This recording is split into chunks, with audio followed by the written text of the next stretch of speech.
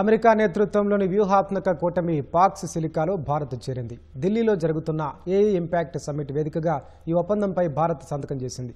ఈ కార్యక్రమానికి కేంద్ర ఐటీ శాఖ మంత్రి అశ్విని వైష్ణవ్, భారత్లో అమెరికా రాయబారి సెర్గియో గోర్, అమెరికా ఆర్థిక వ్యవహారాల సహాయ మంత్రి జాకబ్ హెల్బర్గ్ హాజరయ్యారు. అరుదైన ఖనిజాల విషయంలో చైనా ఆధిపత్యానికి చెక్ పెట్టాలన్న లక్ష్యంతో గతేడాది డిసెంబర్లో అమెరికా ఈ కూటమిని నెలకొల్పింది. కీలక ఖనిజాల విషయంలో పటిష్టమైన సరఫరా గొలుసును ఏర్పరచాలని లక్ష్యంగా పెట్టుకుంది.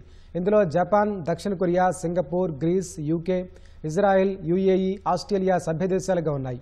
పాక్స్ సిలికాలో భారత్ చేరడం వ్యూహాత్మక ముందడుగని భారత్లో అమెరికా రాయబారి సెర్గియో గోర్ అన్నారు. స్వేచ్ఛాయుత ప్రజలు ఏకమైతే భవిష్యత్తు వారిదే అవుతుందని చెప్పడానికి పాక్స్ సిలికా ఒక నిదర్శనమని అమెరికా మంత్రి జాకబ్ హెల్బర్గ్ వ్యాఖ్యానించారు. దేశంలో సెమీ కండక్టర్ ఎకోసిస్టమ్ అభివృద్ధికి పాక్స్ సిలికా దోహదం చేస్తుందని ఐటీ శాఖ మంత్రి అశ్విని వైష్ణవ్ తెలిపారు.